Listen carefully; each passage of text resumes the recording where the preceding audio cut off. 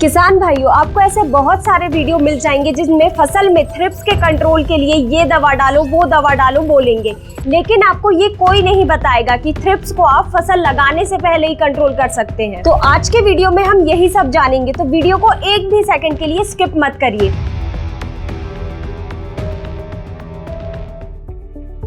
नमस्कार किसान भाइयों, आप सभी का स्वागत है कात्यायनी ऑर्गेनिक्स के यूट्यूब चैनल में। अगर आपने अभी तक चैनल को सब्सक्राइब नहीं किया है तो कर लीजिए। तो बिना देरी किए वीडियो को शुरू करते हैं। किसान भाइयों, थ्रिप्स को रोकने का असली खेल फसल लगाने के पहले ही शुरू होता है। सिर्फ बुआई के वक्त आपको ये 2-3 जरूरी काम करने होते हैं। बस अगर ये 2-3 काम कर दिए तो फसल में थ्रिप्स की एंट्री नहीं होगी और बाद में होने वाला नुकसान भी कम हो जाएगा। लेकिन थ्रिप्स को फसल लगाने के पहले ही मारने के लिए सबसे जरूरी है इसकी सभी स्टेजेस को समझना, क्योंकि हमें जब तक ये पता नहीं होगा कि थ्रिप्स की कौन सी स्टेज मिट्टी में रहती है तब तक हम उसे खत्म नहीं कर पाएंगे। साथ ही ये जानना भी सबसे जरूरी है कि सबसे खतरनाक स्टेज कौन सी है जो फसल को सबसे ज्यादा नुकसान करती है। अगर हमें ये पता चल जाए तो उस स्टेज के आने से पहले ही हम थ्रिप्स का कंट्रोल कर सकते हैं। तो आइए जानते हैं थ्रिप्स की सबसे पहली स्टेज। थ्रिप्स की सबसे पहली स्टेज यानी एग। ये मादा थ्रिप्स पत्तियों और फूलों के अंदर ये छोटे छोटे अंडे देती है और ये अंडे सिल्वर रंग के होते हैं और इन्हीं अंडे से 3 से 10 दिन के अंदर निम्फ निकलता है और ये निम्फ छोटे छोटे और बिना पंख वाले होते हैं और ये इस स्टेज में पौधे की कोमल पत्तियां फूलों का रस चूसते हैं और ये हमारी फसल को लगभग 7 से 14 दिन तक नुकसान करते हैं और फिर ये प्यूपा में बदल जाते हैं। ये प्यूपा स्टेज लगभग 2 से 5 दिन तक चलती है और इस स्टेज के दौरान थ्रिप्स का प्यूपा एकदम चुपचाप मिट्टी में रहता है और आपको तो ये स्टेज शायद दिखाई ही नहीं देती होगी क्योंकि ये प्यूपा मिट्टी के अंदर छुपा हुआ रहता है। तो इस थ्रिप्स की प्यूपा स्टेज को अगर हम मिट्टी में ही खत्म कर देते हैं तो हम फसल लगाने से पहले ही थ्रिप्स का सफाया कर सकते हैं, क्योंकि यही प्यूपा आगे चलकर एडल्ट थ्रिप्स बनता है और इस स्टेज पर इसके पंख आ जाते हैं और ये पूरे खेत में फैल जाता है और ये अपने साथ पूरे खेत में विषाणु जनित रोग भी फैला देता है और ये सिर्फ 2 से 30 दिन तक ही जिंदा रहता है और मात्र इतने दिनों में ही ये फसल को पूरी तरह बर्बाद कर देता है। किसान भाइयों, देखा जाए तो अभी सभी फसल की कटाई हो चुकी है और जमीन बिल्कुल खाली पड़ी है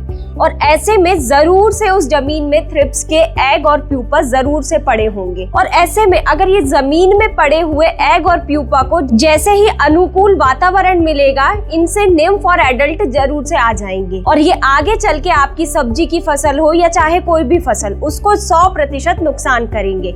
इसीलिए हमें अभी जो जमीन में एग और प्यूपा पड़ा है इसी को खत्म करना है। तो किसान भाइयों, ये थ्रिप्स की लाइफ साइकिल जानकर हमें इतना तो समझ आ गया है कि ये जो थ्रिप्स का एग है, एग मतलब कि अपन ऐसा समझ सकते हैं जो पौधे पे अंडा मौजूद था वो फसल की कटाई के वक्त या हार्वेस्टिंग करते वक्त पौधे से गिरकर वो नीचे जमीन में चला गया होगा और प्यूपा, सबसे पहले हमें यही दोनों एग और प्यूपा को जमीन से खत्म करना होगा तो आगे चलकर फसल में थ्रिप्स की समस्या कम देखने को मिलेगी। सिर्फ ये 3 आसान काम आपको जरूर से करना है। पहला, ये गर्मी में गहरी जुताई, क्योंकि इससे क्या होगा, जब गर्मी के महीने में यानी मई जून के समय जब आप गहरी जुताई करते हैं लगभग 8 से 10 इंच, जो भी जमीन में पड़ा हुआ एग या प्यूपा होता है, थ्रिप्स का हो चाहे सफेद मक्खी का हो या फिर एफिड्स का हो या फिर कोई भी इल्ली या फिर किसी भी कीट का, तो क्या होता है कि जब हम गहरी जुताई करते हैं तो मिट्टी के अलट पलट होने के कारण जो अंडे और जो भी प्यूपा जमीन के अंदर चला जाता है वो जमीन की ऊपरी सतह पर आ जाता है और फिर जैसे ही ये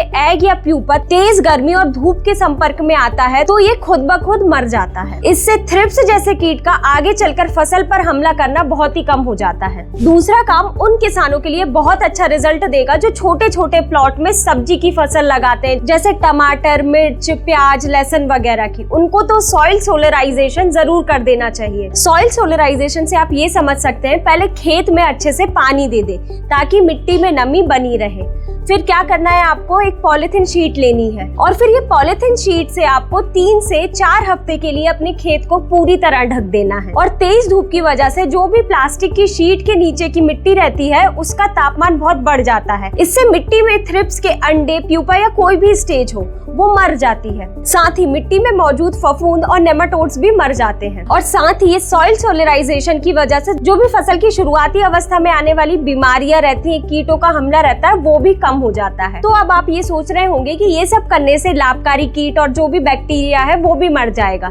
नहीं, लेकिन ऐसा नहीं है। ये सब हम आगे वीडियो में बात करेंगे। अब बात करते हैं तीसरा और आखिरी सबसे जरूरी काम, मिट्टी को उपचारित करना। मिट्टी को उपचारित करना इसलिए जरूरी है क्योंकि अगर एग और प्यूपा मिट्टी में मौजूद है तो वह अपनी आगे की पीढ़ी बहुत ही जल्दी तैयार कर लेगा, जिससे कि शुरुआती अवस्था में ही फसल को बहुत ही ज्यादा नुकसान देखने को मिलेगा। इसीलिए आप मिट्टी को उपचारित करके एग या प्यूपा स्टेज को पहले ही खत्म कर सकते हैं। मिट्टी को उपचारित करने के लिए सिर्फ आपको ये करना है, फसल की बुआई से 10 से 20 दिन पहले 100 किलो गोबर की खाद के साथ 1 किलो वर्टिसिलियम लैकानी, बिवेरिया बेसियाना और मेटाराइजियम एनिसोपोली को, इन तीनों को 1-1 किलो लेके अच्छे से गोबर की खाद में मिला दीजिए और पूरे खेत में अच्छे से इसको भुरकाव कर दीजिए। इससे क्या होगा, ये जमीन के अंदर जाते ही फिर चाहे थ्रिप्स हो, सफेद मक्खी हो, हरा तेला हो या फिर माहू हो, ये इन सभी प्रकार के कीटों की किसी भी स्टेज को बहुत हद तक खत्म कर देगा। और इसी के साथ आपको सूडोमोनास फ्लोरेसेंस को 2 किलो प्रति एकड़ के हिसाब से भी उपयोग करना है। इससे क्या होगा, फसल में जो भी मृदा जनित रोग आते हैं वो खत्म हो जाएंगे। तो आगे चल के फसल में जो भी शुरुआती अवस्था में आने वाली समस्याएं है ना, वो भी एक तरीके से खत्म हो जाएगी। तो किसान भाइयों, आप इस गोबर की खाद की जगह पर वर्मी कंपोस्ट या कोई भी ऑर्गेनिक मैन्योर दे सकते हैं। इससे क्या होगा, जो भी जमीन में बेनिफिशियल बैक्टीरिया है या फिर कोई कीट है तो वो बढ़ जाएगा और फसल की पैदावार भी अच्छी होगी। तो किसान भाइयों, ये थे वो 3 काम जो फसल उगाने से पहले ही करके आप थ्रिप्स को कंट्रोल कर सकते हैं। तो आपको अगर ये वीडियो अच्छा लगा हो तो इसे लाइक जरूर करें और अपने अन्य किसान मित्रों के साथ इसे जरूर शेयर करें। धन्यवाद।